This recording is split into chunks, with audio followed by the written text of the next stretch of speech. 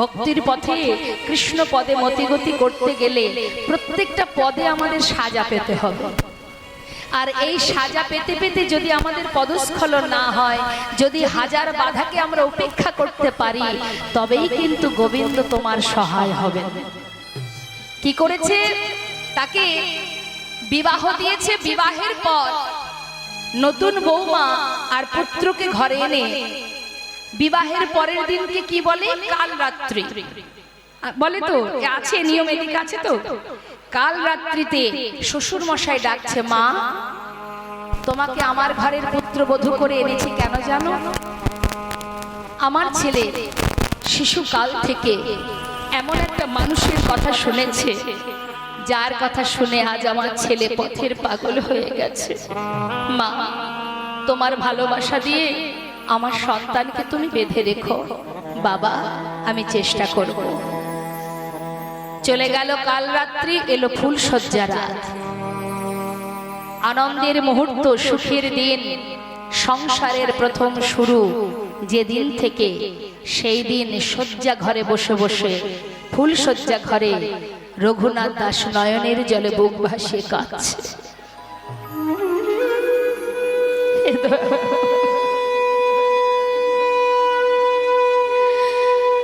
কঠিন পরীক্ষায় ফেলেছো তুমি আমার। শিশুকাল থেকে শুধু তোমার কথা শুনেছি, বহুদিনের বাসনা, যাকে এতদিন শুধু শুনেই গেলাম, একবার তাকে দেখব। আর কত পরীক্ষা নেবে? কেন তুমি এমন কঠিন পরীক্ষায় ফেলেছো দয়াময়? তবে তুমিও জেনে রাখো প্রভু, যেমন ভাবেই আমায় পরীক্ষা করো না কেন, আমি তোমার কাছে যাবই দয়াময়, তোমার কাছে আমি যাব। স্বামীর চোখে জল দেখে নতুন বউ সরোজ জিজ্ঞাসা করছে, স্বামী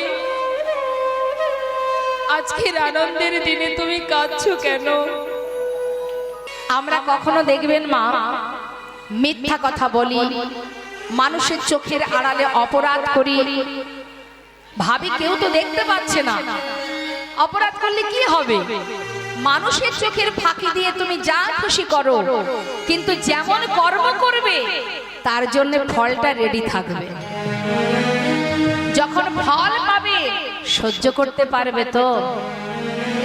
তখন বলবে না তো তুমি কেন কষ্ট দিচ্ছ, তুমি কেন যন্ত্রণা দিচ্ছ, কেন আমার আঘাত দিলে? বলবে না তো।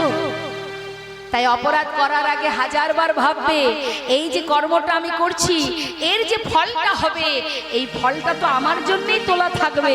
তখন আবার গোবিন্দের দিকে আঙুল তুলবো না তো। জীবনে টাকা পয়সা হোক, বাড়ি গাড়ি হোক, আমরা অহংকার করি, এ বাড়ি আমি করেছি। অনেকে বলে এ বাড়ি আমার করা, এ গাড়ি আমি কিনেছি, এটা আমি করেছি, ওটা আমি করেছি, সেটা আমি করেছি। আমরা বোকার মতো বলে যাই, তুমি কিচ্ছু করার মালিক নও। তোমার কর্মফল ভালো ছিল, তোমার সঠিক পথ ছিল, তাই তুমি গোবিন্দের কৃপায় পেয়েছো। যেদিন তোমার কর্মফল ভুল হয়ে যাবে, যেদিন ভিতরে অহংকার তৈরি হবে, সেদিন আজ যে রাজা কাল সে ভিখারি।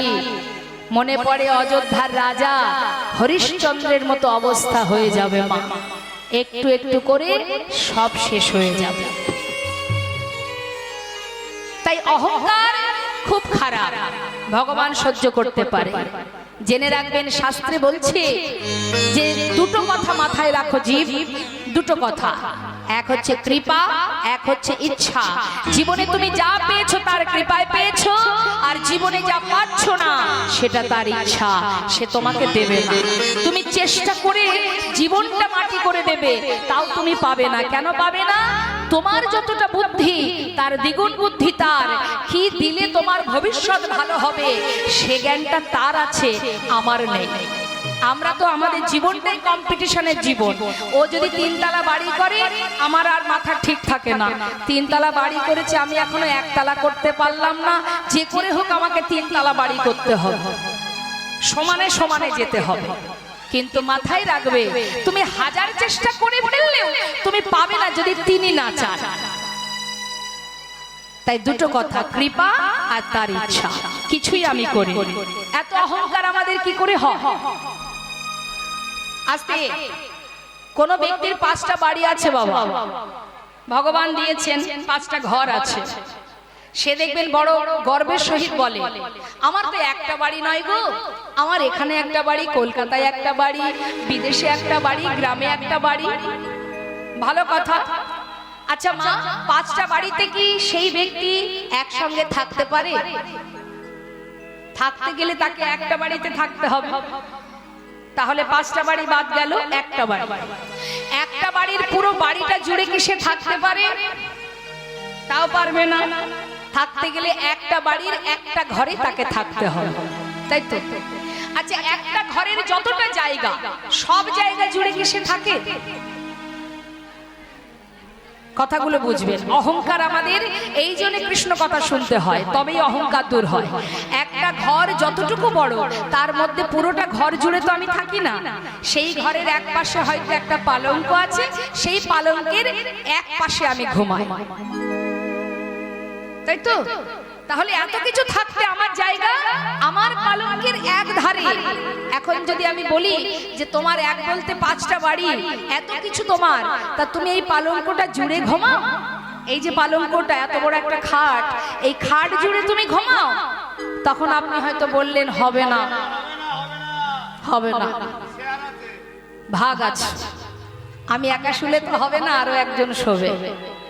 তার মানে একটা পালঙ্কেরও ভাগ আছে। মা, তুমি মন চাইলে ইচ্ছা মতন একটা খাটে পুরো খাট জুড়ে ঘুমাতে পারবে না, সেখানেও তোমার একটা নিয়ম আছে, তোমাকে এক পাশে থাকতে হবে, কারণ অপর ব্যক্তি আমার পাশে ঘুমাবে, তাই তো? তাহলে সেখানেও তোমার অধিকার নেই পুরোটা থাকার। তাহলে 5টা বাড়ি হয়ে তোমার জায়গা কতটুকু? মাত্র 3.5 হাত। নিতাই গৌর হরিবল হরিবল। মনের আনন্দে ভক্তকে কাঁধে করে নিয়ে চরণ ধৌত করছেন গোবিন্দ। এদিকে চরণে জলের ফোঁটা পড়ছে দেখে সুদামা হঠাৎ মনে মনে ভাবছে, তবে কি কানাই কাঁদছে? আমাকে কাঁধে নিয়ে কষ্ট হচ্ছে, আমার পায়ে জল এলো কি করে? কানাই, এই কানাই, একটু নামিয়ে দে তা। বলছি কেন? কেন নামিয়ে দেব? আরে দে না বাবা, একটু নামিয়ে দে দেখি। যেই না নামিয়ে দিয়েছে বাবা, দেখছে সুদামা কানার চোখে জল। বন্ধু, তুই কাঁদছিস কি রে? বুঝেছি কানাই, আমি বুঝতে পেরেছি, আমাকে কাঁধে নিয়ে তোর কষ্ট হয়েছে।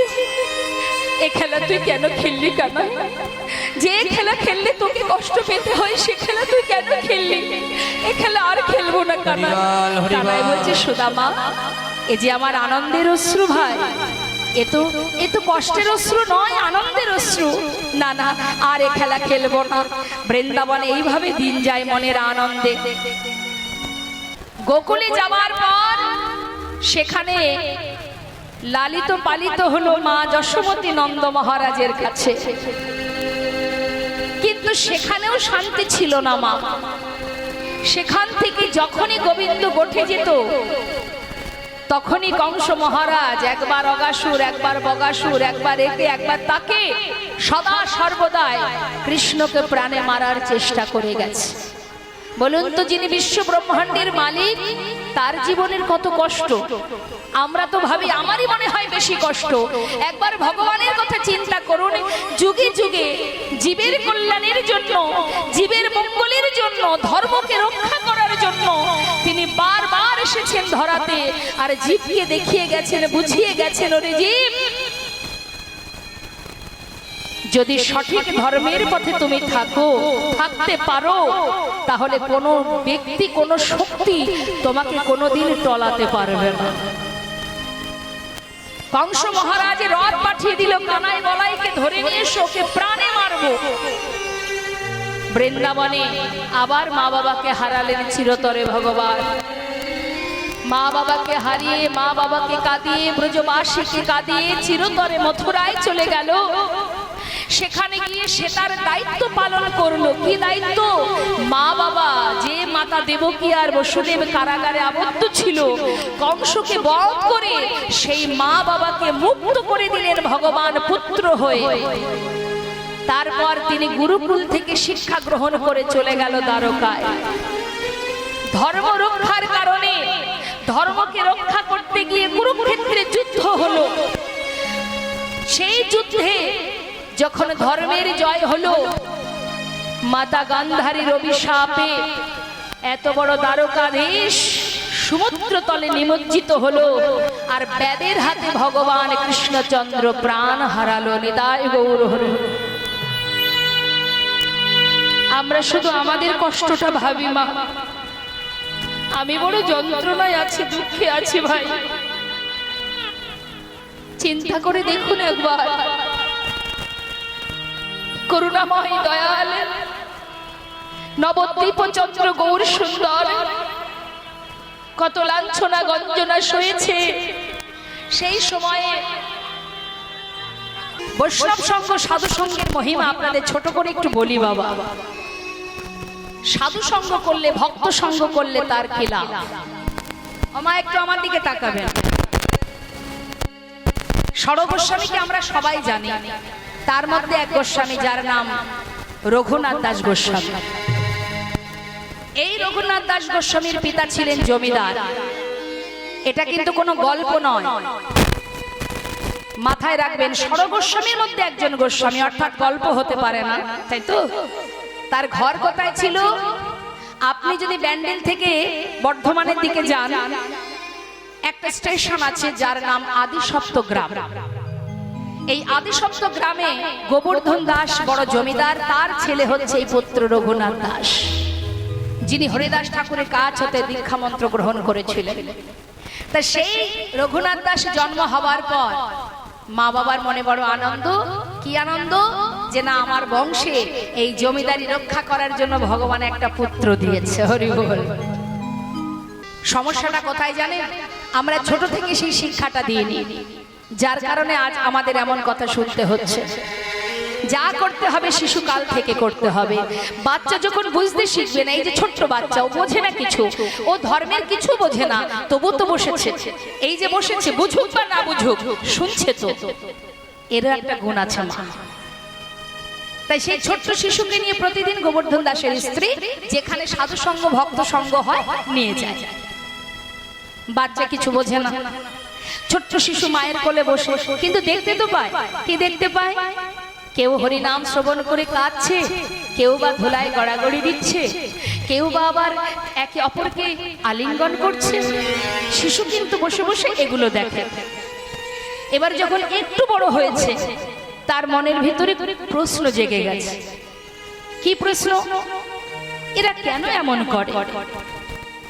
কেন এমন করে জড়িয়ে ধরে কাঁদছে? কেন মুখে কৃষ্ণ কৃষ্ণ বলে কাঁদছে? ডাকার মতো না ডাকলে কি আসে মা? হ্যাঁ, ডাকার মতো ডাকতে হবে, স্বতঃস্ফূর্ত ভাবে, কোনো জড়তা রাখা যাবে না, সঠিকভাবে ডাকতে হবে, ভালোবেসে ডাকতে হবে। আসুন আমরা যে ভক্তের কথা শুনবো, দেখুন আমরাও ভগবানকে ভালোবাসি। আমাদের ভালোবাসাটা কেমন? আমাদের ভালোবাসার মধ্যে কোনো গলদ নেই তো, আমাদের ভালোবাসার মধ্যে কোনো স্বার্থ নেই তো, কোনো চাওয়া পাওয়া নেই তো।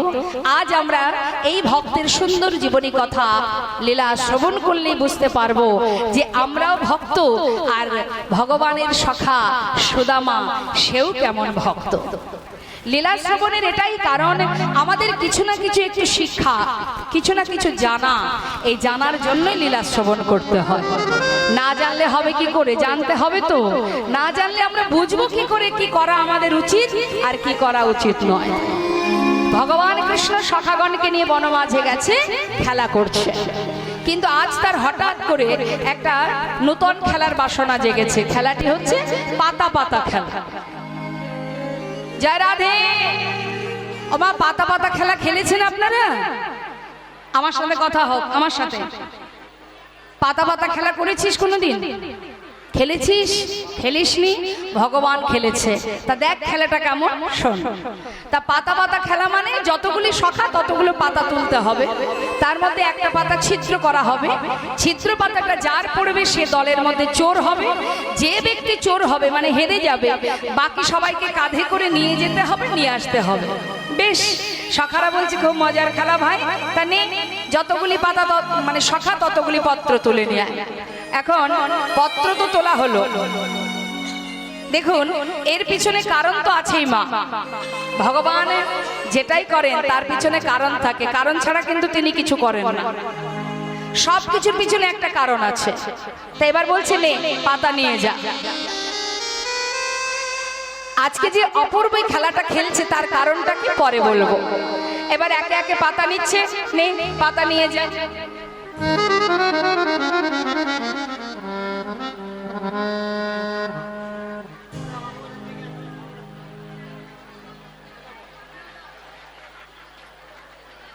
দেখি হাত তুলে সবাই, কার পাতা ছিদ্র পড়েছে দেখি। এ কানাই আমার পাতা ভালো পড়েছে। আমার কচি পাতা পড়েছে। সবার পাতা ভালো পড়েছে, তাহলে ছিদ্র পাতা কার পড়েছে? তাই তো, কার ভাগে পড়লো রে? হরে কৃষ্ণ। এই ওকে ডাকতো, বলছি ছিদ্র পাতা কার ভাগ্যে পড়েছে? এই দেখি তোমাদেরটা দেখাও, তাহলে ছিদ্র পাতা কার ভাগ্যে পড়লো? হ্যাঁ, এখন সবাই বলছে শোন এক কাজ কর, আমরা তো দেখালাম, এবার তোর পাতাটা দেখা। যেই না বলেছে তোর পাতা দেখা, কানাই বলছে কেন, আমার তো ভালো পাতাই পড়েছে। না না, আমার তো ভালো পাতাই পড়েছে। এই দেখ, এই তো দেখতে পাচ্ছিস না, এই দেখ, আরে এই তো,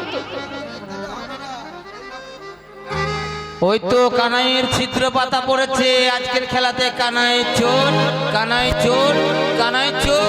সখাগণ বলে উঠলেন, ওরে তুই বিনে চোর কে হবে ভাই, তুই বিনে চোর কে হবে ভাই, তুই বিনে চোর কে হবে ভাই, তুই বিনে চোর কে হবে ভাই। বৃন্দাবনের ননি চোরা তুই বিনে চোর কে হবে ভাই, বৃন্দাবনের ননি চোরা তুই বিনে চোর কে হবে ভাই। বৃন্দাবনের ননি চোরা, আমি ননি চুরি করে একা খাই? তোদের তো দিয়ে খায়। আমার জন্য ব্রজমাইরা বসে থাকে, আমি গেলেই আমাকে কোলে বসিয়ে ননি খাওয়ায়, কিন্তু চুরি করি তোদের জন্য। তোদের জন্য চুরি করি, আর তোরাই আমাকে চোর বলবি? এ কানাই শোন শোন, হ্যাঁ, চুরি তুই করিস তাই আমরা খাই, কিন্তু চোর আমরা নয়, চোর তুই। এখন মা কানাই বলছে বেশ, তাহলে একে একে কাঁধে ওঠ। না, তোকে নেওয়া যাবে না।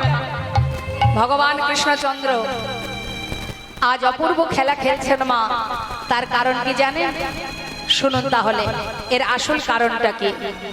একদিন নিরজনে বসে ভগবান মনে মনে ভাবে, এই জগতের যারা আমার চরণে পাওয়ার লাগি, ফুল তুলসী চরণে দিয়ে একবার কৃপা করো করো বলে কাঁদে। এই জগতের যারা আমার চরণ পাওয়ার লাগে, বনে জঙ্গলে যুগ যুগ ধরে ধ্যান তপস্যা করে। কেন করে? এরা কি সুখ পায় আমাকে ভালোবেসে? মহাজন বলেছেন, হে গোবিন্দ, যদি ভক্তের মনের ভক্তি জানতে হয়, তাহলে ভগবান হয়ে থাকলে হবে না। যদি কোনোদিন তুমি ভক্ত হয়ে ভক্ত চরণ ধুলি অঙ্গে মাখতে পারো, যদি ভক্তের চরণ সেবা করতে পারো, তবেই বুঝবে চরণ সেবায় কি আনন্দ। আজ আমার ভগবানের মনে ইচ্ছা ভক্তের চরণ সেবা করবে। আমাদের জীবনে যখন কোনো বাসনা জাগে, আমরা গোবিন্দের কাছে জানাই, হে প্রভু আমার মনে এই বাসনা, তুমি একবার আমার মনোবাঞ্ছা পূর্ণ করো। কিন্তু মাগো, আমাদের যেমন বাসনা জাগে, ভগবানেরও বাসনা জাগে, কিন্তু তিনি কি করে পূরণ করবেন? তাই নিজের বাসনা নিজেই পূরণ করে নেন। সুদামা আয় আমার কাঁধে আয়। সুদামা কাঁধে উঠে বসেছে, প্রাণের থেকে বেশি ভালোবাসে কানাইকে, কিন্তু এক পাশে বসেছে তো মা, ভাবছে পিছনে একটা চরণ, যুগল চরণ না পেলে সেবা করব কি করে। সুদামাকে কাঁধে করে নিয়ে যখন যাচ্ছে, বৃন্দাবনে অপূর্ব খেলা খেলছেন ভগবান, কিন্তু সুদামা তো অত শত বোঝেনি, বলছে বন্ধু এইভাবে গেলে আমি পড়ে যাব, ও কানাই শোন আমাকে একটু ধীরে ধীরে নিয়ে চল, এত দ্রুত মানে এত জোরে জোরে দৌড়ালে আমি পড়ে যাব।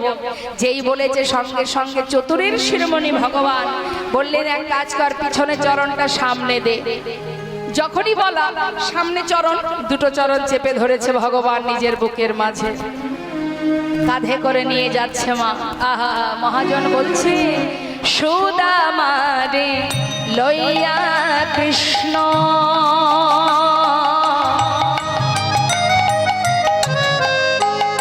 আজ করিল গমন। সুদামা রে লইয়া কৃষ্ণ দেখো গমন করিল, আজি পক্কয়ম্র বৃক্ষ তলে আসিয়া দাঁড়ালো। একটা বক্র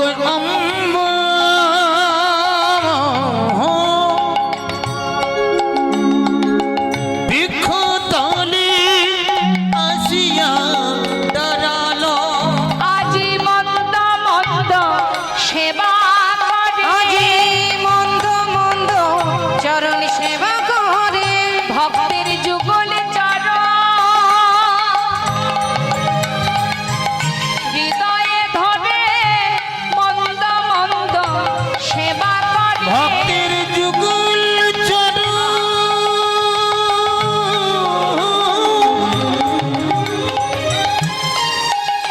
ওই নারী দয়ে ধরে, মন্দ মন্দ সেবা করে।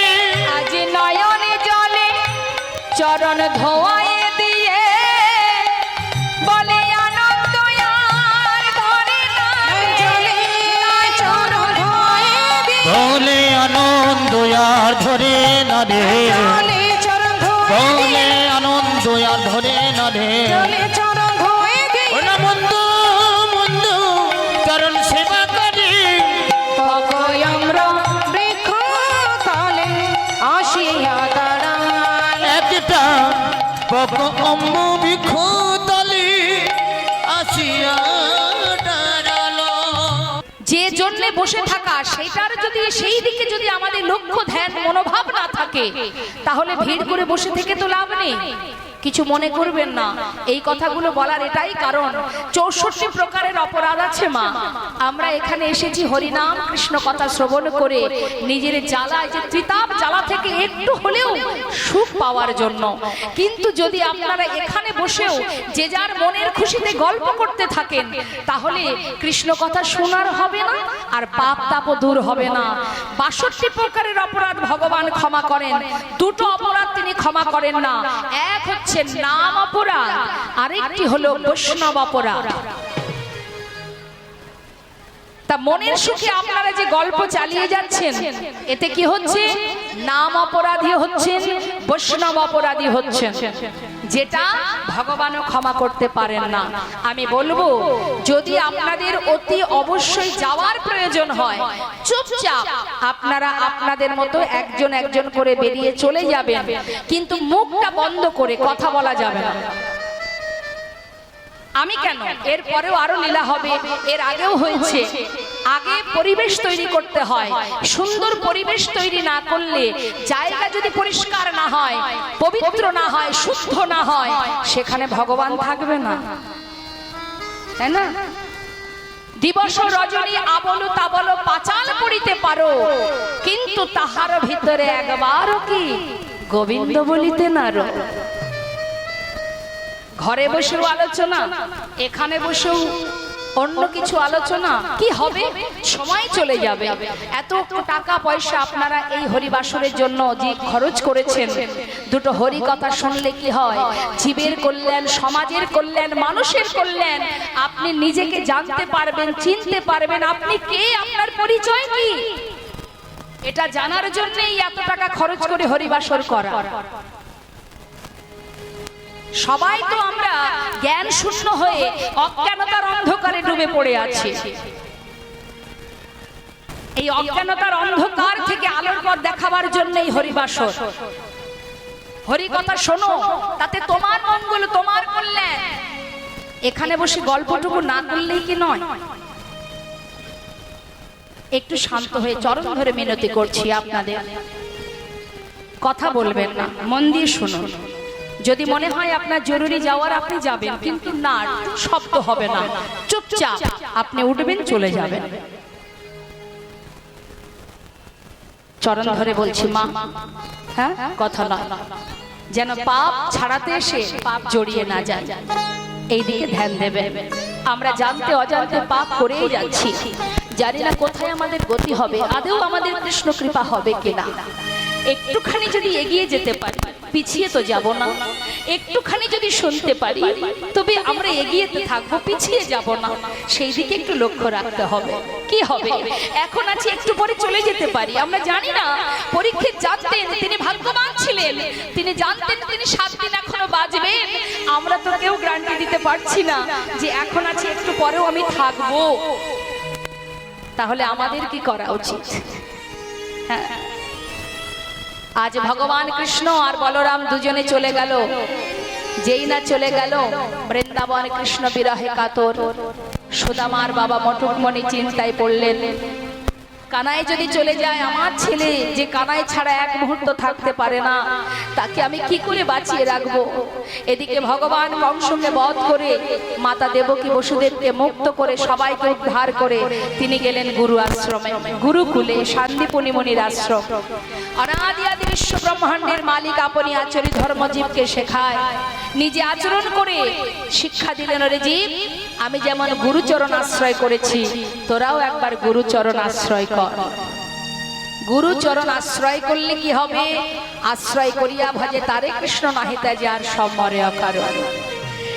এখন খবর পেয়েছে বৃন্দাবনবাসী যে গোবিন্দ মথুরা থেকে গুরু আশ্রমে এসেছে।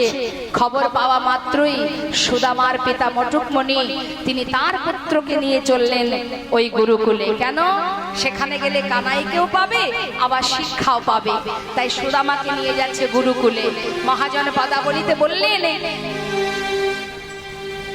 শিক্ষার উদ্দেশ্যে আজি তাহায় চলিল, শিক্ষার উদ্দেশ্যে আজি তাহায় চলিল।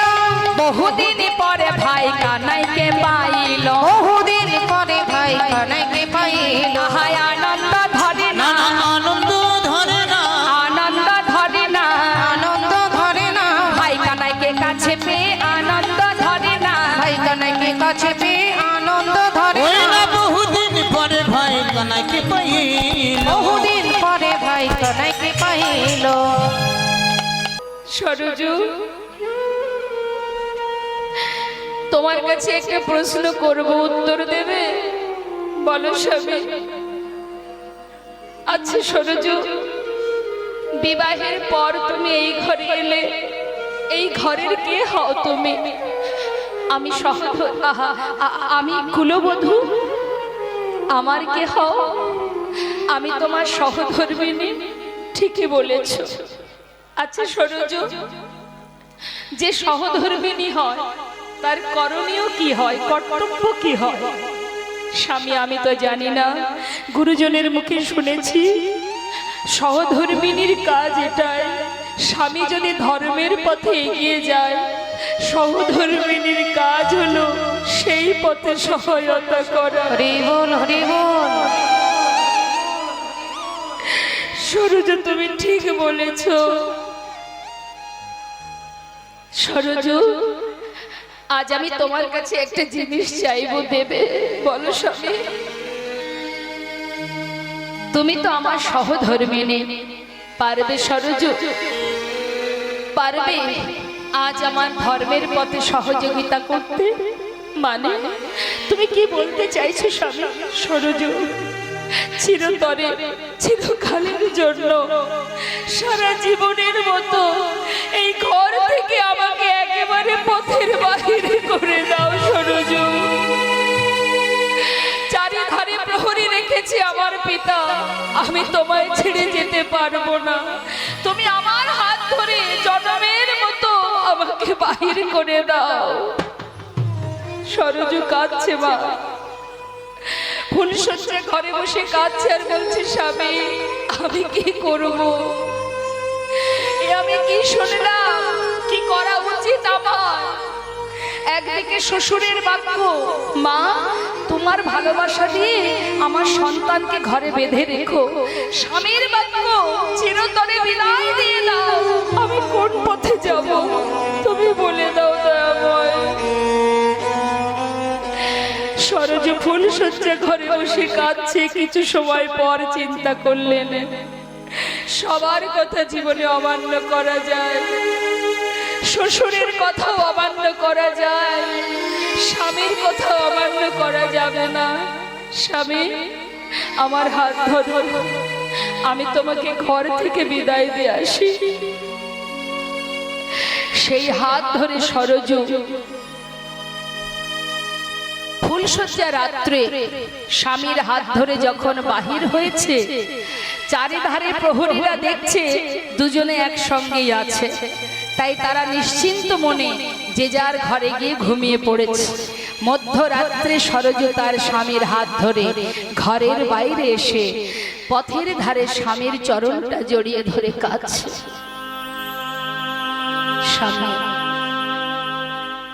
আজ তুমি আমায় ছেড়ে চিরতরে বিদায় নেবে, তবে তোমার হৃদয়ে যে শুদ্ধ প্রেম জেগেছে, যে ভালোবাসা জন্মেছে, হৃদয় মাঝে গোবিন্দ প্রেম, সে এমনই শুদ্ধ, এমনই স্বচ্ছা। এই শুদ্ধ প্রেম একদিন তোমাকে গোবিন্দ চরণে পৌঁছে দেবে। আর যেদিনই তুমি তার দেখা পাবে, শুধু সেই দিন এই অভাগিনী রে একবার করো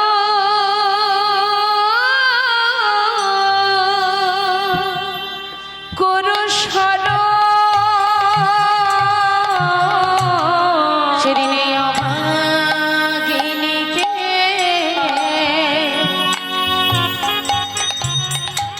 একবার করো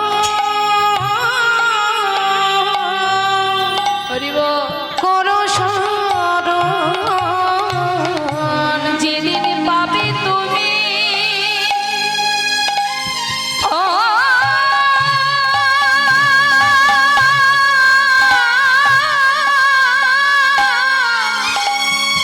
ওই গোবিন্দ গোবিন্দ চরণ, সেদিন অভাগিনী রে একবার করো স্মরণ। যেদিন পাবে তুমি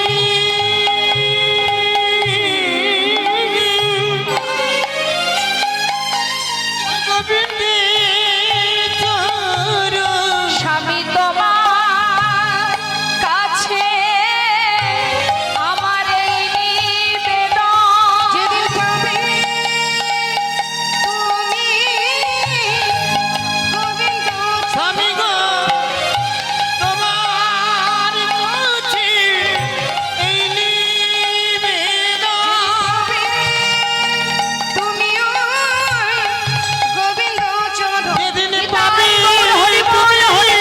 গোবিন্দ চরণ, তোমার কাছে নিবেদন। যেদিন পাবি তুমি গোবিন্দ চরণ, তোমার কাছে নিবেদন।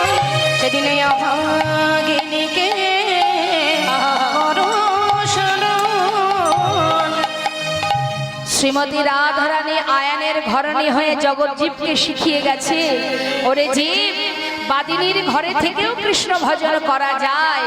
আমি সংসারে কর্ম করেছি, রন্ধন করেছি, শাশুড়ির লাঞ্ছনা, ননদিনীর গঞ্জনা সয়েছি, তার মধ্যে দিয়েও আমি গোবিন্দ ভজন করেছি। তাই তুমি তোমার জীবনের যে পরিস্থিতি আসুক না কেন, এই সময়ে এই সুযোগে যদি তুমি সাধু সঙ্গ করতে পারো, ভক্ত সঙ্গ করতে পারো, ভক্তের চরণধুলি অঙ্গে মাখতে পারো, বদনে হরিনাম করতে পারো, আর কিচ্ছু করতে হবে না। আজ ভগবান কৃষ্ণ সুদামাকে নিয়ে পাঠশালায় গুরুর কাছে শিক্ষা নিচ্ছে মা। এখন গুরুদেব পাঠশালায় ঢুকে জিজ্ঞাসা করছে, তোমরা সবাই ভালো আছো? হ্যাঁ, ভালো আছি গুরুদেব, ভালো আছি। শুনলাম গুরুদেব জিজ্ঞাসা করছে যে আমার পাঠশালায় নতুন ছাত্র এসেছে, শুনলাম 3 জন নতুন ছাত্র, নাম কি? হাত তোলো দেখি। এই তো আমরা 3 জন। আচ্ছা, তা তোমাদের নাম কি একে একে বলো। আমার নাম গুরুদেব বলরাম। তোমার নাম? কৃষ্ণ। ওমা কৃষ্ণ বলে মনে হচ্ছে। আমার নাম কৃষ্ণ। ভালো করে দেখুন তো, কৃষ্ণ বলে মনে হচ্ছে কে? কৃষ্ণ, আমার নাম কৃষ্ণ। এই তোমার নাম কি? সুদামা। তাহলে তোমরা 3 জন আমার পাঠশালায়, তা কে কি শিক্ষা নেবে? তোমরা কে কি শিক্ষা নেবে? আমি শিক্ষা নেবো গুরুদেব ওই ধনুর্বিদ্যা। আর তুমি কি শিক্ষা নেবে? এদিকে এসো। ধনুর্বিদ্যা শিখতে চাই না, আচ্ছা, পদাবিদ্যাও শিখতে চাই না। তাহলে গুরুদেব রাজনীতি শিখতে চাই। রাজনীতি? হ্যাঁ গুরুদেব, আমি রাজনীতি বিদ্যা শিখবো। বেশ। আর সুদামা, তুমি কি শিক্ষা নেবে? বেদ অধ্যয়ন করবে। দেখুন বাবা, যারা বেদ পাঠ করে তাদেরকে বলা হয় বিপ্র, তারা কিন্তু ব্রাহ্মণ নন। শাস্ত্রে বললেন জন্ম জায়তে শূদ্র, জন্মাবার পর পরিচয় শূদ্র, সে যে কুলেই জন্ম নেয়। সংস্কারে না দ্বিজ, অর্থাৎ উপনয়ন যখন হয় তখন তার পরিচয় দ্বিজ। আর বেদ পাঠের ভাবে বিপ্র, আর ব্রহ্ম জানন্তি ব্রাহ্মণ। তাই গৌর হরি বল। গুরুদেব তো শিক্ষা দিচ্ছে মা, কিন্তু গুরুমা হঠাৎ ডাক দিয়েছে, সুদামা শুধু শিক্ষা নিলে হবে না, জঙ্গল থেকে কিছু কাঠ কুড়িয়ে নিয়ে এসো, আর কিছু ছোলা তোমার আঁচলে বেঁধে দেব, ভিজে ছোলা, খিদে পেলে খাবে, আর সঙ্গে করে কানাইকে নিয়ে যাও, 2 জনে ভাগ করে খাবে। আনন্দ ধরছে না সুদামার, নিজের আঁচলে ছোলা রেখেছে। গুরুমা সুদামাকে ভালোবাসে, কারণ গুরুদেব সুদামাকে বলেছিল, শোনো সুদামা, তুমি যেহেতু বেদ অধ্যয়ন করো, তাই এই মুখে কখনো মিথ্যা কথা বলবে না, অন্যায় করবে না, পাপ করবে না, কুকর্ম করবে না, ভুল পথে যাবে না, সদা সর্বদাই সত্য পথে চলবে। সুদামাকে গুরুমাও খুব ভালোবাসে, তাই সুদামার আঁচলে ছোলা দিয়েছে আর কানাইকে নিয়ে যেতে বলেছে, নিয়ে যাও, যখনই খিদে পাবে 2 জনে ভাগ করে খাবে। এইবার 2 বন্ধু যাচ্ছে। কৃষ্ণ আর সুদামারে পাঠাইল বনে, কৃষ্ণ আর সুদামারে পাঠাইল বনে, কৃষ্ণ আর সুদামারে পাঠাইল বনে, কাটানিতে চলে তারা আনন্দিত মনে, কাটানিতে চলে তারা আনন্দিত মনে, আনন্দ ধরে না, আনন্দ ধরে না, আনন্দ ধরে না, কাটানিতে চলে তারা আনন্দ ধরে না, কৃষ্ণ আর সুদামায়ের আনন্দ ধরে না, কাটানিতে চলে তারা আনন্দিত মনে। কাটানিতে চলে তারা আনন্দিত মনে। 2 বন্ধু জঙ্গলে কাঠ পোড়াচ্ছে মা। গুরুমায়ের কথা মতো হঠাৎ ঝড় বৃষ্টি শুরু হলো জঙ্গলে। হেন কালে হইল তাহার ঝড় ভয়ঙ্কর, চারিদিকে ভরিল ঘন অন্ধকার, চারিদিকে ভরিল ঘন অন্ধকার। 2 বন্ধু 2 জনকে হারিয়ে ফেলেছে। সুদামাও কানাইকে পাচ্ছে না, অন্ধকার তো জঙ্গলে। চিৎকার করছে, কানা সুদামা, কানা, সুদামা, সুদামা। অনেক সময় পর কানাইকে খুঁজে পেয়েছে। সুদামা যেই না কানাইকে পেয়েছে, বুকের মধ্যে জড়িয়ে ধরেছে, আর পড়বি না পড়বি গাছের ডাল ভেঙে পড়েছে সুদামার পিঠে। কানাই চমকে উঠেছে, সুদামা তোর লাগেনি তো? সুদামা বলছে, ধরে আমার কথা ছেড়ে দে বন্ধু, তুই বল তোর লাগেনি তো? আরে আমরা তো ব্রাহ্মণের সন্তান, আমাদের কষ্ট হোক যাই হোক আমরা সহ্য করতে পারবো। তুই না রাজার ছেলে, তোর কিছু হলে তুই কি সইতে পারবি? আর তোর কিছু হলে আমরা সহ্য করতে পারি না। আমার কথা ছেড়ে দে কানাই, তুই ভালো আছিস? তোর গায়ে এতটুকু আঁচল লাগেনি তো, কষ্ট হয়নি তো? দেখুন মা, এই হচ্ছে ভালোবাসা। আমরা ভগবানের চরণে ফুল তুলসী দিয়ে কি বলি? তুমি যেখানে আছো ভালো থাকো, সুস্থ থাকো, কোথায় আছো জানি না, এটা কি বলি? ফুল তুলসী চরণে দিয়ে কি বলি? সবাই আমরা কি চাই? ভালো রাখো, সুস্থ রাখো, সংসার ভালো রাখো, পরিবার ভালো রাখো, ব্যবসা ভালো রাখো, চাকরি ভালো রাখো, এই তো আমাদের চাওয়া। কোনদিন আমরা গোবিন্দের ভালো চাই? কৃষ্ণ ভালো থাকো তুমি? না, এটা ভক্ত চাই। হরিদাস ঠাকুর বলেছিলেন, হরিদাস ঠাকুর বলেছিলেন, হে দয়াময়, আমার অঙ্গের যত যন্ত্রণা, আমার অঙ্গে যত চাবুকের আঘাত, এটা আমার কর্মফল, কিন্তু তুমি সুখময়, তুমি যেন কষ্ট পেও না, তুমি সুখে থাকো। আমরা যেমন সন্তান ভালো থাকলে আমরা খুশি হই, তাই না মা? সন্তান যদি ভালো থাকে আমাদের খুশি। কেউ যদি খুশি হয়ে সন্তানকে কিছু খাবার কিনে দেয় আমরা খুশি হই। অর্থাৎ আমাদের ভালোবাসার ধন আমাদের সন্তান, সে ভালো থাকলে আমরা ভালো থাকি। আর ভক্ত ভগবানকে ভালোবাসে, যারা প্রকৃত ভালোবাসে ভগবানের সুখ সদা সর্বদাই কামনা করেন। তাই গৌর হরি বল, হরি হরি। এটা ভক্তেরই চাওয়া, ভক্ত এটাই চায়। আজ সুদামা আর কানাই দুইজনে এক গাছে উঠে বসেছে, গাছের ডালে বসে বসে অপেক্ষা করছে কখন বৃষ্টি বন্ধ হবে, তারপরে বোঝা মাথায় করে ঘরে ফিরবে। অনেকক্ষণ ধরে বসে আছে, হঠাৎ খিদে পেয়েছে ভেবে মা যে ছোলা পাঠিয়েছিল সেটা দুটো একটা করে মুখে দিতে যাবে, হঠাৎ মনে পড়ে গেছে মা বলেছিল কানাইকে দিয়ে খেতে। কানাইকে দেবো কি করে? সে তো নিচের ডালে বসে আছে, তাই একটা একটা করে মুখে দিচ্ছে, আর এদিকে বৃষ্টিতে ভিজে গেছে, একটা একটা ছোলা নিচে পড়ে যাচ্ছে। আর যখন পড়ছে গোবিন্দ দেখছে সর্বনাশ, মাটিতে ছোলা পড়ছে, তাহলে সুদামা ছোলা খাচ্ছে। এই সুদামা, সুদামা, কিরে কানাই? বলছি গুরুমা ছোলা পাঠিয়েছিল, তোর কাছে আছে? দে না, আমার খুব খিদে পেয়েছে। সুদামা বলছে কানাই দাঁড়া দাঁড়া, যেই না আঁচলের দিকে তাকিয়েছে দেখছে একটা ছোলাও নেই। সর্বনাশ, কি বলবো কানাইকে? তাই সত্য কথাটা না বলে মা কথাটা ঘুরিয়ে বলেছিল, কানাই জানিস একটা ছোলাও নেই রে। আমার মনে হয় জঙ্গলে কাঠ পোড়াতে গিয়ে কোনো না কোনো ডালে আমার এই বাঁধনটা খুলে গিয়ে সব ছোলা পড়ে গেছে। নেতায় গৌর হরি হরি। ভগবান মৃদু মৃদু হাসছে আর বলছে, সুদামা রে, আজ যে অপরাধটা তুই করলি তুই জানিস না এর ফল কি হতে পারে। সত্য কথাটা না বলে মিথ্যার ফল যে কি হতে পারে আগামীতেই দেখতে পাবি। তাহলে এত অহংকার কিসের? কেন এত গর্ব করব? শাস্ত্রে বলছে, তোমার ঘরে তোমার বাড়ি। ভগবানকে বলছে ভক্ত, ও প্রভু, এ যে তোমার ঘরে তোমার বাড়ি, তোমারই খায় তোমার পরি। তোমার ঘর তোমার বাড়ি, তোমারই খাই তোমার পরি। তোমার দেশে ঘুরি ফিরি, তোমার দেশে ঘুরি ফিরি, তোমায় পাই না। বলতে কেন নয়ন ঝরে না?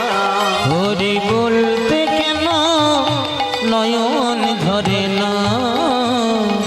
তোমার টাকা তোমার করি, শুধু আমার আমার করে মরি। তোমার টাকা তোমার করি,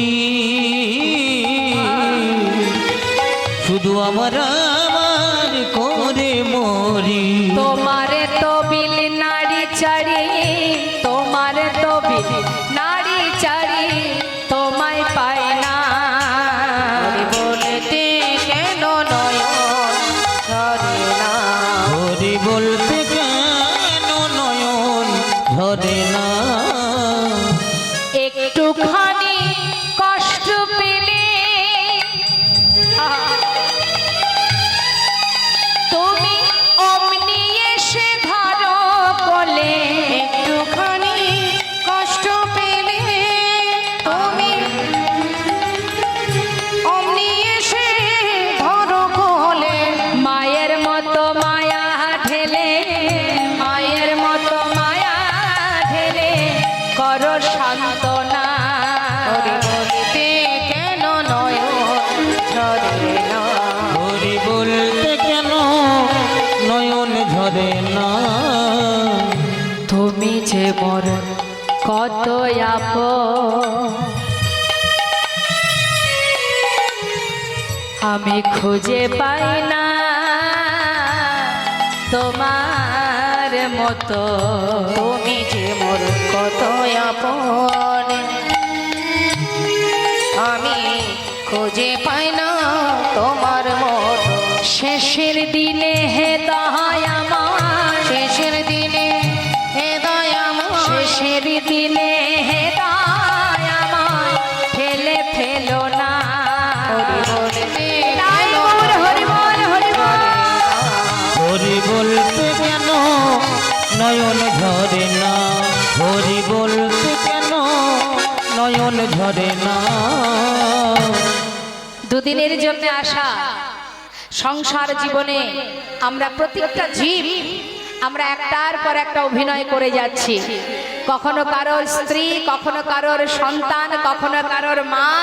এক এক ব্যক্তি একবারে এক জীবনে অনেকগুলো রোল করছি আমরা, কিন্তু যাত্রা মঞ্চের যাত্রা শেষ হলে আমাদেরকে আমাদের যিনি বিশ্বপিতা তার কাছে আমাদের ফিরতে হবে। নিতাই গৌর হরি বল।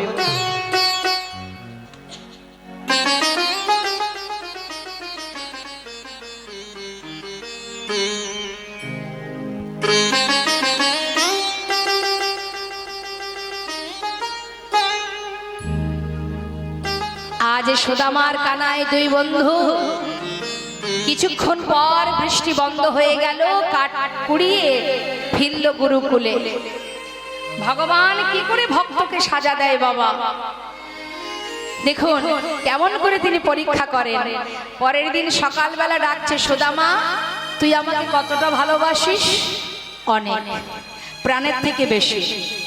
তাহলে আজ আমি তোর কাছে কিছু চাইবো, দিবি আমার? বল কি চাস? যদি আমার প্রাণ চাস তোকে দিয়ে দেবো। আরে দূর, প্রাণ দিয়ে কি হবে? রন্ধনশালায় মা নাড়ু করে রেখেছে, আমার জন্য দুটো নাড়ু আনতো দেখি। নাড়ু? আচ্ছা নিশ্চয়ই, দাঁড়া আমি মাকে গিয়ে বললে মা আমাকে দেবে, তোকে দিয়ে দেবো। না না, চুরি করে আনতে হবে। তুই যদি আমাকে ভালোবাসিস তাহলে আমার কথা মতো কাউকে বলে আনবি না, চুরি করে নিয়ে আসবি। যেই বলেছে চুরি করে নিয়ে আসবি, সুদামা বলছে কানাই আমি তো গুরুদেবের কাছে চুরি বিদ্যা শিখিনি, আমি যে বেদ অধ্যয়ন করি, আমার বাক্য ব্রহ্ম, আমি মিথ্যা কথা বলতে পারবো না, চুরিও করতে পারবো না। আরে বাবা তুই তো নাড়ু খাবি, এটাই তো তোর কথা, তা আমি যেমন করেই আনি না কেন তাতে সমস্যা কোথায়? না না, যদি নিয়েই আসবি আমার কথা মতো চুরি করে নিয়ে আয়। যা, তুই না আমাকে ভালোবাসিস, আমার জন্য নাকি প্রাণ দিতে পারিস, আর দুটো নাড়ু আনতে পারবি না? যেই না বলা, সুদামা বলছে কানাই এ কথা সত্য, সত্যি আমি তোকে ভালোবাসি। ঠিক আছে, আজ আমি তোর জন্য চুরি করতে যাব। মনে রাখিস আমি যেটা জীবনে কোনোদিন করিনি, তোকে ভালোবাসি বলেই কিন্তু আমি তোর জন্য চুরি করতে যাচ্ছি। দরজার কাছে বসে থাকবি, আমার গুরুমাকে যদি আসতে দেখিস একবার আমাকে জানাস। ঠিক আছে তুই যা। ভিতরে গিয়ে যেই না নাড়ু নিয়েছে, পিছন থেকে চিৎকার করে গোবিন্দ ডাকছে, গুরুমা ও গুরুমা, এদিকে এসো, এদিকে এসো। ওই দেখো, তুমি মনে করো আমি তোমার ঘরে নাড়ু চুরি করে খাই, আজ হাতে নাতে প্রমাণ কে তোমার ঘরে নাড়ু চুরি করে খায়।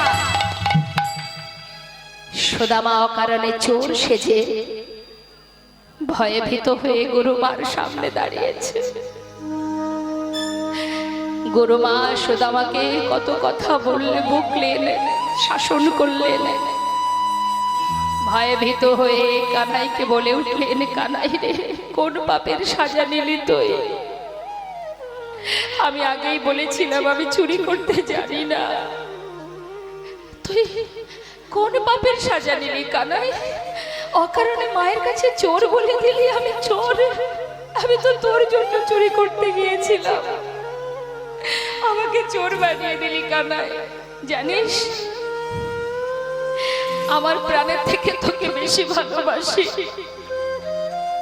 আজ যদি মিথ্যা করে মায়ের কাছে চোর বানিয়ে দিলি তুই, যে ভালোবাসা, যে হৃদয় ভরা ভালোবাসা তোর প্রতি আমার, কোনোদিন সেই ভালোবাসার এতটুকু খামতি হবে না কানাই। কিন্তু আজ তোর সামনে দাঁড়িয়ে আমি প্রতিজ্ঞা করলাম। আমার মা বলে তুই নাকি ভগবান, আমি তো জানি না বন্ধু তুই ভগবান কিনা। যদি ভগবান হয়েও থাকিস, আজ এই গুরুকুলে দাঁড়িয়ে আমি প্রতিজ্ঞা করলাম, জীবনে যত কষ্টই আমার হোক না কেন, জীবনে যত দুঃখই আসুক না কেন, কোনদিন তোর কাছে দুহাত পেতে আমি কিছু চাইবো না কানাই। এটা আমার মনের প্রতিজ্ঞা। ভগবান তিনি মৃদু হেসে বলছে, সুদামা তাহলে তুই শুনে রাখ, তুই যেমন কিছু চাইবি না, আর যতদিন না চাইবি আমিও প্রতিজ্ঞা করলাম তোকে কিছু দেব না। ভক্তই পারে মা ভগবানকে শাসন করতে, ভক্তই পারে ভগবানকে বেঁধে রাখতে। সুদামার কঠিন প্রতিজ্ঞা।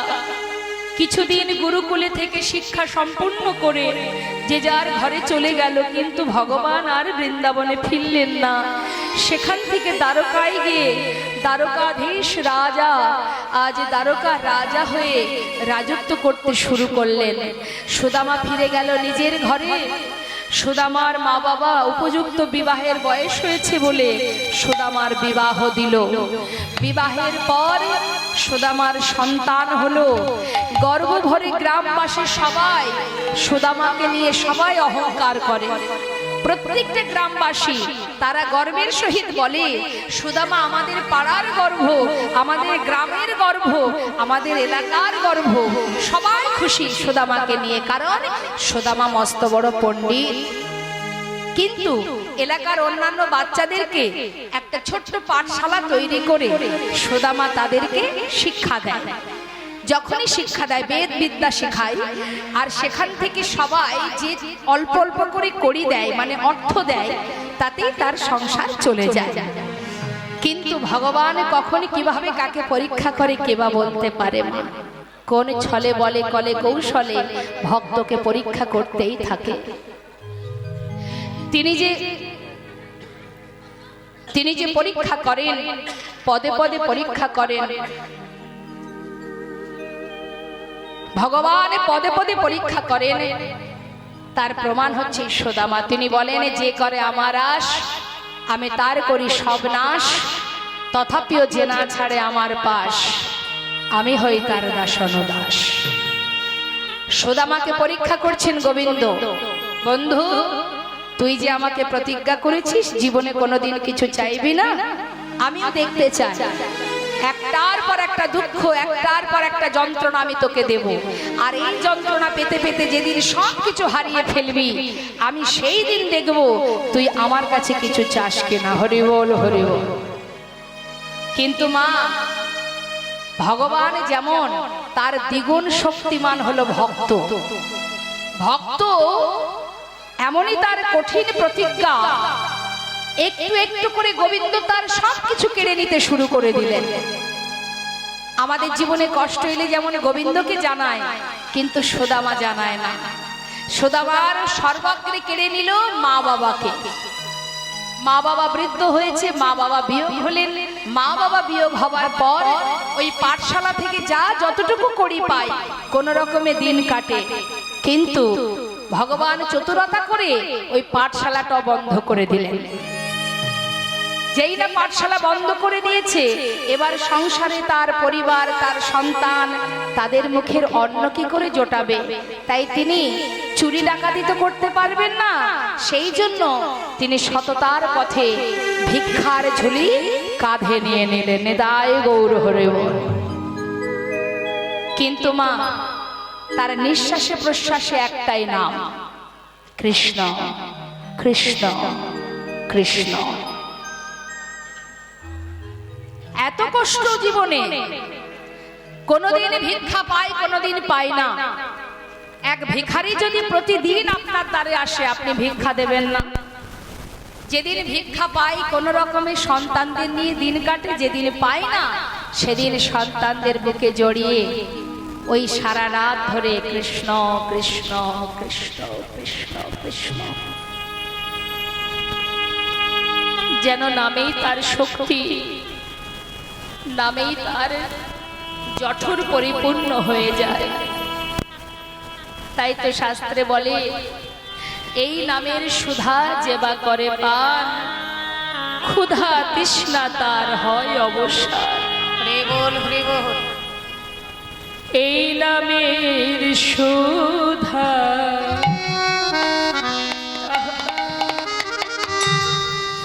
যেবা করে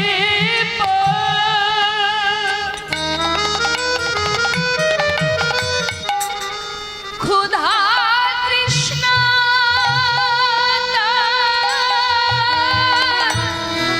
হয় অবসান। এই নামের শোধা যেবা করে পান, ক্ষুধা তৃষ্ণা তার হয় অবসান। অন্তরে সদা কৃষ্ণ নাম যে, অন্তরে সদা কৃষ্ণ নামিতে বহে অবিরত বিরাম। সুধা মাখা এই নাম, কৃষ্ণ কেশব, কৃষ্ণ কেশব সুধা মাখা এই নাম, হরি নাম মধুমাখা এই নাম। ভগবান কৃষ্ণচন্দ্র দ্বারকায় বসে বসে ভক্তকে পদে পদে পরীক্ষা করে যাচ্ছে। ভক্ত যেমন কাঁদে, ভগবানও কাঁদে। তিনি সিংহাসনে বসে বসে বলছে, বন্ধু একটু একটু করে তোর জীবনের সব কিছু কেড়ে নিলাম, তবু তুই কেন একটিবার ঘর ছেড়ে একবারের জন্য আমার কাছে কিছু চাইছিস না? সুদামা, পিতার সম্পদ বলতে যা ছিল সব শেষ হয়ে গেল। সব কিছু হারিয়ে সন্তান, স্ত্রী সবাইকে নিয়ে একটা গাছের তলা সার করলো। ঝড় মাথার উপরে, বৃষ্টি মাথার উপর, প্রখর রৌদ্রের তাপ, সবকিছু সয়ে পাগলের ন্যায় ভিক্ষার ঝুলি কাঁধে নিয়ে দাঁড়ে দাঁড়ে ভিক্ষা চেয়ে, কেউ দেয় কেউ দেয় না, কোন রকমে দিন কাটে তার। তার স্ত্রী একদিনে বলে উঠলেন, সুশীলা, সুশীলা বলছে, স্বামী তোমার জীবনে এত কষ্ট, তোমার জীবনে এত যন্ত্রণা, তবু আমি জানি না নিঃশ্বাসে প্রশ্বাসে যার নাম তুমি জপ করো, আমার তো মনে হয় সন্তান, আমি সবার থেকে তুমি তাকে বেশি ভালোবাসো। স্বামী, আমি শুনেছি যার নাম তুমি জপ করো সে নাকি তারকার রাজা, আবার শুনেছি সে নাকি ভগবান। স্বামী, যার বন্ধু এত বড় রাজা, যে বিশ্ব ব্রহ্মাণ্ডের মালিক ভগবান, তার বন্ধু এত কষ্ট, এত দুঃখ যন্ত্রণা পাচ্ছে। স্বামী, তুমি কি একবার গিয়ে তার কাছ থেকে কিছু চেয়ে আনতে পারো না? সুশীলা, ছি ছি ছি ছি, এমন অলক্ষণে কথা বলো না। সুশীলা, সে আমার বন্ধু ঠিকই, সে প্রাণের থেকে বেশি আমি ভালোবাসি তাকে, কিন্তু তাই বলে আজ আমার এই অভাব, অনাটন, দুঃখ, দারিদ্রতা আমি তার কাছ থেকে চেয়ে নিয়ে আসবো? না না, এ আমি পারবো না। দেখো, সে যাই হোক আমার বন্ধু, তো বন্ধুর কাছে বন্ধু হয়ে কি করে হাত পাতবো বলো? আমি পারবো না সুশীলা। তাছাড়া আমি প্রতিজ্ঞা করেছি, আমি কোনোদিন ওর কাছে গিয়ে কিচ্ছু চাইবো না। যেই না বলেছে সুশীলা ধনী পরিবারের কন্যা মা, সুশীলা বলছে, স্বামী, বন্ধুর কাছে হাত পাততে যদি তোমার লজ্জা বোধ হয়, কিচ্ছু চাওয়ার দরকার নেই। কি হবে? আচ্ছা স্বামী, যাকে তুমি সদা সর্বদাই নিঃশ্বাসে প্রশ্বাসে জপ করো, তাকে দেখতে মন চাই তোমার? কি যে বলো না সুশীলা, আমার প্রিয় বন্ধু, সেই বাল্যকালের বন্ধু, তাকে দেখতে মন চাইবে না? স্বামী, তাহলে তো একবার গিয়ে দেখা করে আসতে পারো। আমার বিশ্বাস, তাকে যদি তুমি একবার চোখে দেখো, তোমার একটু হলেও তুমি শান্তি পাবে, তাই না? ঠিকই বলেছো সুশীলা, তার কাছে গেলে সত্যি শান্তি পাবো আমি। কিন্তু সুশীলা, আমি যে যাব তার কাছে, আমার কি আর, আমি তো আর আমার বন্ধু কানাইয়ের মতো অর্থশালী ধনী ব্যক্তি নই। আমি তো ভিখারি, আমি তো কাঙাল। আর সে জানো কত বড় রাজ্যের রাজা, তার সেবা দেওয়ার জন্য কত রাজ রানী, কত দাস দাসী রাজভোগ সেবা করে, রাজহালে থাকে, সোনার সিংহাসনে থাকে। আর আমি তার বন্ধু, এক কাঙাল ভিখারি। আমার কথা কি আর ওর মনে আছে? এ তুমি কি বলছো স্বামী? যাকে তুমি এত ভালোবাসো সে তোমাকে ভুলে যাবে? এটা কখনো হতে পারে না। আমি তোমায় বলছি স্বামী, তুমি যাও, দেখবে সে ঠিক তোমায় চিনতে পারবে। বলছো সুশীলা? হ্যাঁ গো, যাও। সঙ্গে সঙ্গে সুশীলাকে বলছে, সুশীলা, বহু বছর পর যাব, আমার বন্ধু কানার জন্য কিছু যদি একটু নিয়ে যেতে না পারি। স্বামী, নিয়ে যাবে? দাঁড়াও, দেখছি পারবে সুশীলা, কিছু করতে পারবে? তুমি বসো, আমি দেখছি কি করা যায়। সুশীলা ধনী পরিবারের কন্যা হয়ে আজ জীবের দ্বারে দ্বারে গিয়ে বলছে, আমায় ভিক্ষা দাও নগরবাসী। আপনারা যেন কেউ আবার উঠে আসবেন না, হ্যাঁ মা, শান্ত হয়ে শুনছেন, মন দিয়ে শোনো।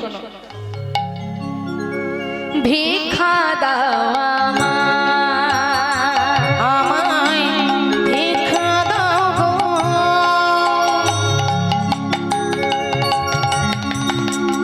নগরবাসী,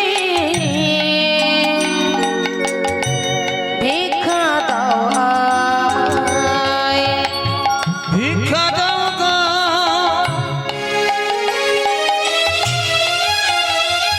ওগো নগরবাসী,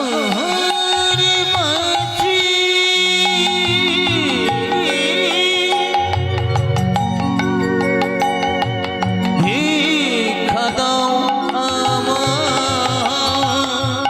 যেই না বাড়ির সামনে দাঁড়িয়েছে আঁচল পেতে, আমরা কি করি? দ্বারে ভিখারি এলে কেউ ভিক্ষা দেয়, কেউ আবার বলে শোনো শোনো, এখন এই ভর দুপুরে ভিক্ষা হবে না, হাত খালি নেই, অন্য বাড়ি যাও। তাড়িয়ে দিল। আবার পাশের বাড়ি গিয়ে ভিক্ষা দাও,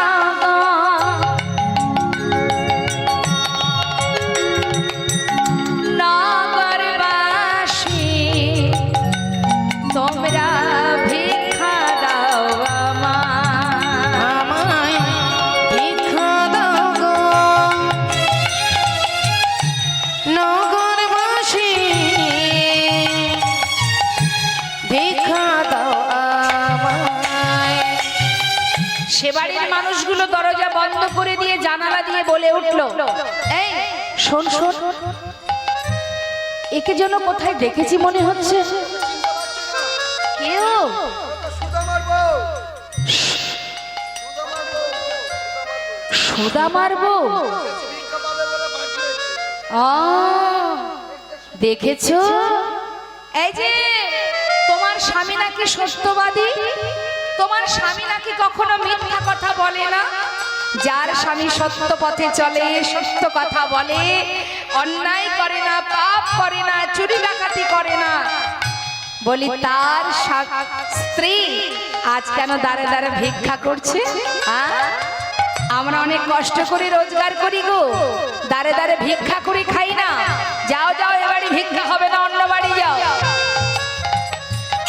সুশীলা বললে, দেখো ঠিকই বলেছো তোমরা, সত্যি আমার স্বামী সত্যবাদী, সে মিথ্যা বলে না।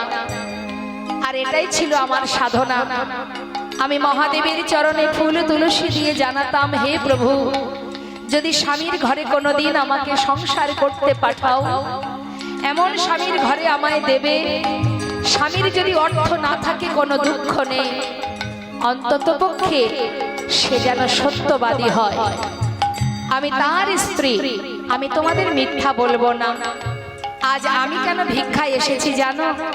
আজ যে ভিক্ষা তোমরা আমাকে দেবে না, এটা আমরা কেউ সেবা করব না। তোমাদের যা ভিক্ষা আজ আমি পাবো, সেই ভিক্ষাটুকু কার সেবায় লাগবে জানো? তোমাদের।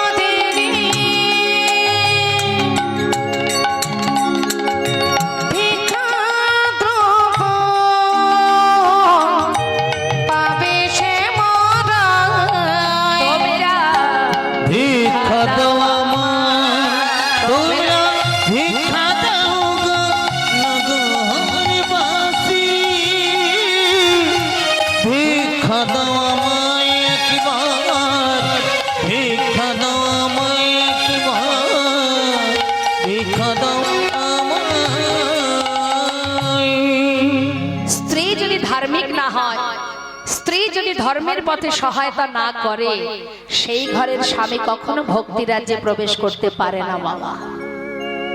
সেই অর্থ ধনী পরিবারের কন্যা, সে তো বলতে পারতো, আমাদের এই সমাজে যেমন হয়, একটু অর্থ থাকলে তার ভিতরে অহংকার আসে, তাই না?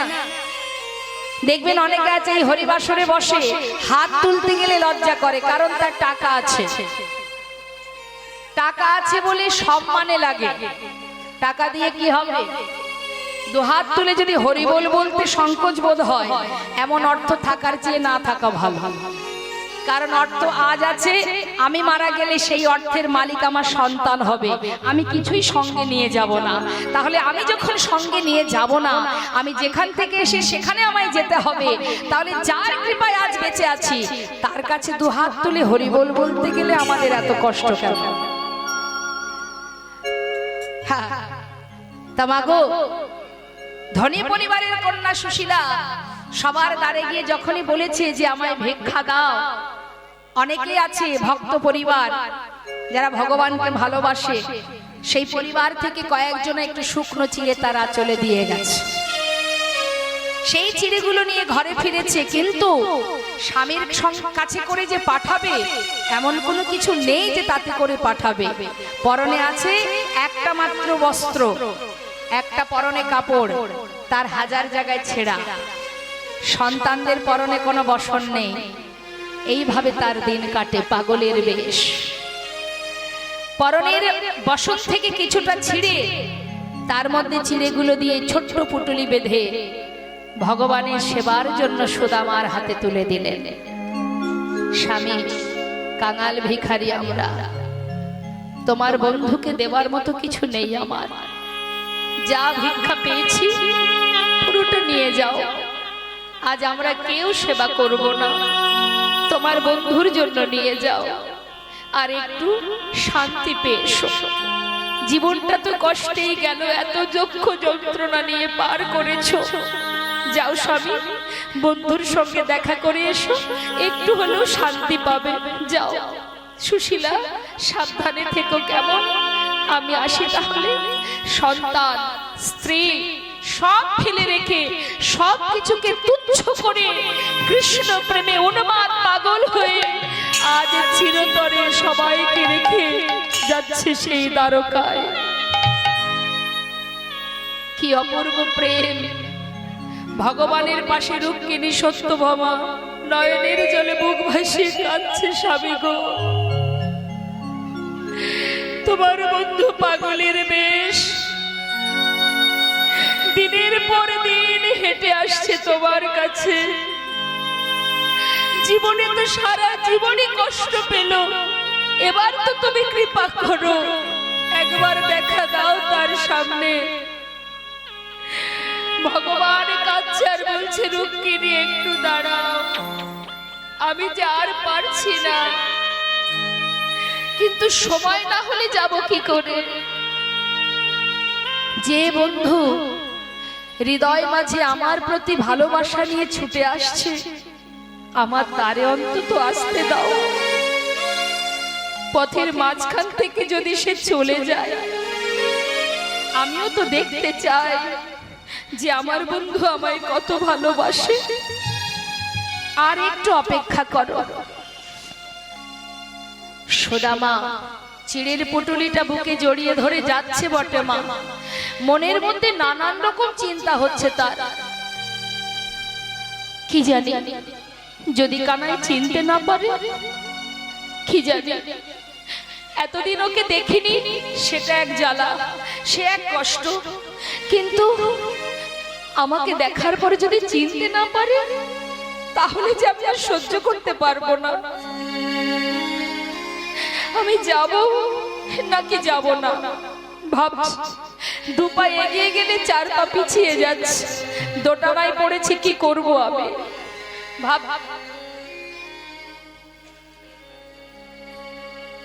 ভাবতে ভাবতে যাচ্ছে।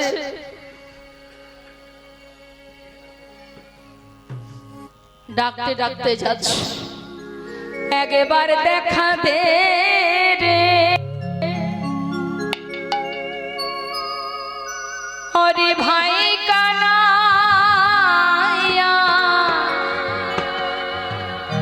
দেখা দে আমার, একবার দেখা দে রে ভাই কানাইয়া, দেখা দে আমায়। ওরে কানা